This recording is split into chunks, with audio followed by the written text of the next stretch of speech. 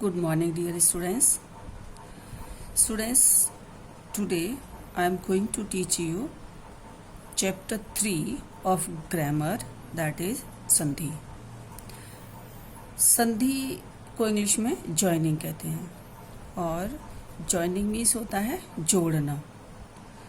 तो इसी तरह से first of all we want to know discuss about that संधि. संधि क्या है? तो दो ध्वनियों को पास पास लाना यानी जोड़ना. जॉइनिंग मीन्स जोड़ना होता है. संधि का मतलब यही होता है कि दो ध्वनियों को जोड़ना, पास पास लाना. तो जब दो ध्वनियाँ पहले शब्द की लास्ट वाली ध्वनि और लास्ट वाले शब्द की पहली ध्वनि, जब उन दोनों का मेल हो जाता है तो उसके मेल होने से एक नया शब्द बन जाता है. उसे हम संक्षिप्तीकरण भी कहते हैं. मीन्स वो थोड़ा छोटा हो जाता है, जिससे हमारे बोलने में सुविधा होती है और शब्द अच्छा भी लगता है. तो उस जोड़ने से जो उसमें कुछ विकार उत्पन्न होता है यानी उनमें परिवर्तन आ जाता है, उसी को हम संधि कहते हैं. उसी परिवर्तन को हम संधि कहते हैं. संधि वैसे तो एक्सेप्शनल के सभी में है, बट संधि केवल तत्सम शब्दों में ही होती है. तो यह है संधि कि दो ध्वनियों के पास पास होने पर उनके मेल से जो विकार अथवा परिवर्तन होता है उसे हम संधि कहते हैं. जैसे वेद प्लस अंत, वेद प्लस अंत वेदांत. इसमें द शब्द पहले शब्द का लास्ट वाला ये शब्द है द, और द को हम कभी भी लिखते हैं ये तो हमने पहले वीडियो में भी बताया था कि जितने भी व्यंजन होते हैं उनमें अ मिला होता है. जब हम इसका वर्ण विच्छेद करेंगे तो ये द प्लस अ, तो इसकी लास्ट वाली ध्वनि क्या है? अ. और यहाँ पर है ये अंत, तो यहाँ पर भी अ है, तो अ और अ मिला को ये बन गया बड़ा आ, तो ये बन गया वेदांत. तो वेद और अंत, इनमें विकार क्या हुआ कि ये इनमें परिवर्तन आया, एक शब्द बन गया और ये छोटा भी हो गया वेदांत. ऐसे ही उत प्लस चारण, यहाँ पर ये व्यंजन संधि है. त को चा में परिवर्तन किया गया है. जब हम आपको व्यंजन संधि बताएंगे अभी तब समझाएंगे कि ता का चा कैसे बना. उच्चारण, उत प्लस चारण उच्चारण. हरिह प्लस चंद हरिश्चंद, इसमें ये विसर्ग है, विसर्ग का शा बना है. इसका भी एक नियम है जो विसर्ग संधि में हम आपको बताएंगे. ये बन गया हरिश्चंद. तो ये होती है हमारी संधि. अब संधि विच्छेद, ये तो संधि है कि जहाँ दो ध्वनियों का मेल होता है, इसे जोड़ा जाता है, वो होती है संधि. अब संधि विच्छेद में क्या होता है कि दो ध्वनियाँ जहाँ एक जगह होती हैं उनको हम अलग करते हैं. जहाँ अलगाव आता है, जब संधि युक्त दो शब्द होते हैं उनको हम अलग अलग करके लिखते हैं. इसका उल्टा होता है, संधि का उल्टा होता है संधि विच्छेद. तो उसको हम संधि विच्छेद बोलते हैं. जैसे इस शब्द है अभीष्ट, और अभीष्ट का हमने जब इसका विच्छेद किया तो अभि प्लस इष्ट बनता है. तो अभि प्लस इष्ट, इसमें भा में छोटी ई और ए बड़ी ई, इन दोनों को मिलके बड़ी ई बन गया. बड़ी ई कैसे बनी है वो जब हम आपको स्वर संधियाँ पढ़ेंगे तब समझाएंगे. ऐसे ही सूक्ति है.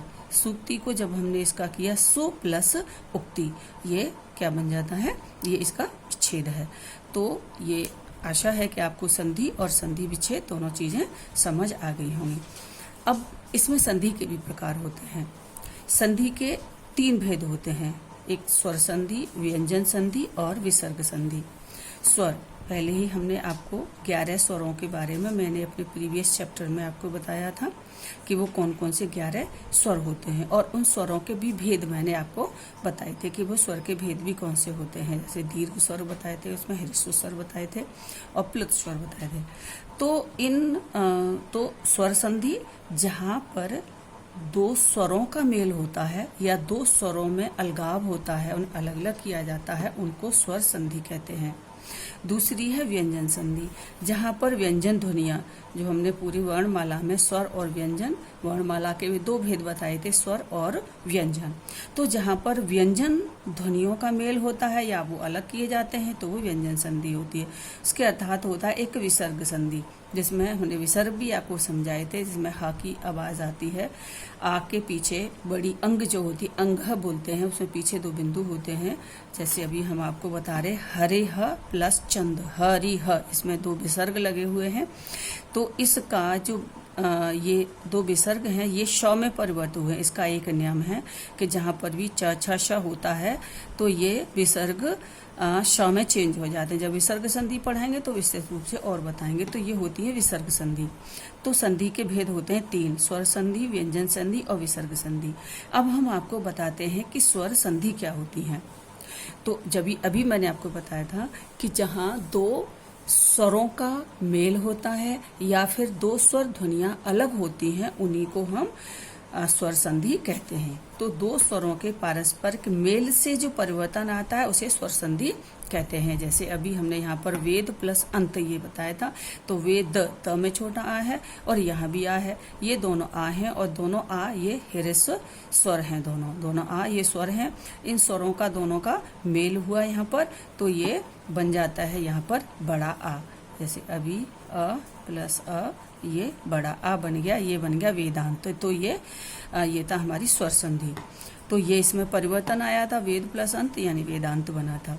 अब स्वर संधियों के भी अलग अलग भेद होते हैं कि स्वर संधि कितने प्रकार की होती हैं। ये स्वर संधियां भी ये 5 प्रकार की होती हैं।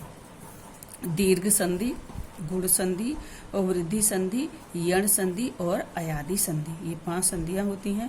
5 इसके स्वर संधि के प्रकार होते हैं। इनको हम आपको आगे चल के पढ़ाएंगे। तो सबसे पहले आज हम आपको पढ़ाते हैं दीर्घ संधि। दीर्घ संधि क्या होती है? जब हमने पहला चैप्टर आपको पढ़ाया था वर्ण विचार, तो वर्ण विचार वाले चैप्टर में हमने आपको बताया था कि वर्ण यानी ध्वनियाँ। वर्ण क्या होता है?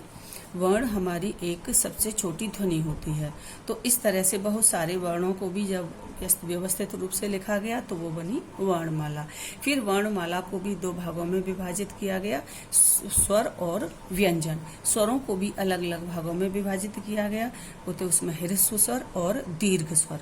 तो मैंने आपको उस समय बताए थे कि दीर्घ स्वर कौन कौन से होते हैं और ह्रस्व स्वर कौन कौन से होते हैं। इसमें 4, छोटा आ, छोटी ई, छोटा ऊ और री से ऋषि, ये 4 होते हैं ह्रस्व स्वर। और इसके अलावा बड़ा आ, बड़ी ई, बड़ा ऊ, छोटी ए, बड़ी ए, छोटा ओ, बड़ा ओ, ये 11 होते हैं दीर्घ स्वर। क्या 7 होते हैं दीर्घ स्वर। 7 और 4 11, क्योंकि टोटल स्वरों की मात्रा होती है 11। तो ये तो है ह्रस्व स्वर और इसके अलावा जो भी हैं वो है दीर्घ स्वर। होता है बड़ा आ, बड़ी ई, बड़ा ऊ, छोटी ए, बड़ी ए, छोटा ओ और बड़ा ओ, ये होते हैं दीर्घ। तो क्योंकि दीर्घ संधि है तो इससे हम अगर रिलेट करेंगे तो हमें अच्छा सा याद रहेगा। देखिए इसे क्या बनता है, जब ह्रस्व या दीर्घ यानी छोटा या फिर बड़ा, कौन कौन सा, आ, ई और ऊ, ये छोटा आ, छोटी ई, छोटा ऊ ये ह्रस्व है और बड़ा आ, बड़ी ई, बड़ा ऊ ये दीर्घ है। इन तीनों का ही मेल होता है, आ, ई, ऊ। इन तीनों का मेल जब होता है, आपस में जब मिल जाते हैं तो वहां पर वो दीर्घ स्वर आता है इन दोनों के मेल से। अब पहले स्वर के अंत में चाहे ह्रस्व हो या दीर्घ हो, या फिर लास्ट वाले स्वर के स्टार्टिंग में चाहे ह्रस्व हो या दीर्घ हो, पर जब वो दोनों आपस में मिलेंगे तो उनके मेल से केवल दीर्घ स्वर ही बनेगा। मतलब दीर्घ आ, दीर्घ ई और दीर्घ ऊ, इन 3 में विकार आता है। आ, ई, ऊ 3 में बनता है, इसीलिए इसे हम दीर्घ संधि कहते हैं। क्योंकि जब इनका मेल होता है तो मेल से ये दीर्घ स्वर का होता है। जैसे अभी हमने बताया था यहाँ पर वेदांत था ये, तो इसमें छोटा आ दोनों तरफ ह्रस्व थे, लेकिन जब इनका मेल हुआ तो मेल होने से ये दीर्घ आ बना।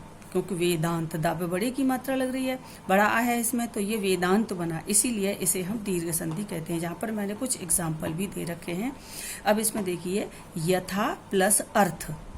अब यहाँ पर यथा तो था में क्या है, अगर हम था का वर्ण विच्छेद करते हैं तो इसमें है बड़ा आ, और ये अर्थ, ये छोटा आ है यहाँ पर, तो यहाँ पर क्या होता है, बड़ा आ प्लस छोटा आ, तो क्या बनेगा, बड़ा आ। अब चाहे तो यहाँ पर बड़ा आ हो, यहाँ भी बड़ा आ हो, या यहाँ दोनों जगह छोटे आ हो, या फिर दोनों जगह बड़े हों, लेकिन जब इनका मेल होगा तो वो क्या बनेगा, बड़ा ही बनेगा दोनों का, क्योंकि ये दीर्घ संधि है, वो दीर्घ ही बनेगा। जैसे बनाया था कि जब हिरिस या दीर्घ अ ई उ और बड़ा आ ई उ आपस में मिल जाते हैं तो वे दीर्घ स्वर आ ई उ बन जाते, वो दीर्घ स्वर ही बनते हैं। अब देखिए ये तो है आ का एग्जाम्पल। अब बताते ई का। ई में है अति प्लस इव, अति त में क्या है, त का हम जब वर्ण विच्छेद करेंगे तो त प्लस छोटी ई, इसमें क्या है, छोटी ई है, और यहाँ भी छोटी है, इव ये भी छोटी ई है, सॉरी छोटी ई प्लस छोटी ई, इनका जब हम मेल करते हैं तो ये बन जाती है बड़ी ई, ये बड़ी ई बन जाती है। तो ये क्या है, ये है बड़ी ई, अतीव, अति प्लस इव, छोटी ई और बड़ी ई, इन दोनों के मेल से क्या बना, बड़ी ई। तो ता पर कौन सी मात्रा लग गई, बड़ी ई की मात्रा लगी, क्योंकि ता पर ये छोटी की मात्रा थी और ये एक इधर थी, इन दोनों को मिलकर बड़ी ई बन गई, तो ता पर बड़ी ई की मात्रा लगी, ये हो गया बड़ी ई। अब रजनी प्लस ईश, रजनी ना में यहाँ पर कौन सी मात्रा है, ये बड़ी ई की मात्रा है, और इसके लास्ट के का पहला जो अक्षर है ये भी बड़ी ई है। तो हमने आपको बताया था कि चाहे दोनों तरफ छोटी हो, चाहे दोनों तरफ बड़ी हो, चाहे एक तरफ छोटी हो एक तरफ बड़ी हो, लेकिन जब इन दोनों का मेल होता है तो वो बड़ा ही दीर्घ ही बनता है, दीर्घ। तो ये दोनों ई मिलके कहाँ पर बन गया, रजनीश, रजनी प्लस ईश, तो बड़ी ई दोनों को मिलके बन गया यहाँ पर बड़ी ई। तो ना पर कौन सी मात्रा लग गई, बड़ी ई की, ये बन गया रजनीश। इसी तरह से ये तो अभी आ के एग्जाम्पल था, ये दो ई के एग्जाम्पल थे। अब ये एक है ऊ का एग्जाम्पल। इसमें है भानु प्लस उदय, भानु ना में ये छोटे ऊ की मात्रा है, ये है छोटा ऊ, और उदय ये भी छोटा ऊ है, इनको हमने दोनों को मेल किया तो इनका मेल करके क्या बना, बड़ा ऊ, और बड़े ऊ की मात्रा ये होती है। तो ये बन गया भानुदय, भानु प्लस उदय, और इस ये बन गया भानुदय। तो ये थी दीर्घ संधि। तो आशा है कि आपको संधि समझ में आ गई होगी। तो ये थी संधि, संधि किसे कहते हैं, और ये संधि के भेद कौन कौन से होते हैं, स्वर संधि, व्यंजन संधि, विसर्ग संधि, और स्वर संधि कौन सी होती हैं, और स्वर संधियों के ये 5 प्रकार की होती हैं। तो आज हमने आपको इस वीडियो में हम आपको दीर्घ संधि समझा रहे हैं, और जो बाकी की संधि हैं वो हम आपको नेक्स्ट वीडियो में समझाएंगे। लेकिन मैं आपको एक पिक दूंगी जिसमें कुछ स्वर संधियों के, दीर्घ संधि के कुछ एग्जाम्पल होंगे जिन्हें आप देखकर अच्छे से प्रैक्टिस करें। वही आपका होम असाइनमेंट होगा, यानी आपको कुछ लिखना नहीं है, बस वो सारी जो पिक हैं उनमें बहुत सारे छेद हो रहे हैं, बहुत सारी संधियां दी गई हैं आ, ई और ऊ से संबंधित, उन्हें आपको अच्छे से पढ़ना है और प्रैक्टिस करना है और देखना है कि ये किस तरह से बन रही हैं। बस यही आपका असाइनमेंट है। Okay, thank you, have a nice day.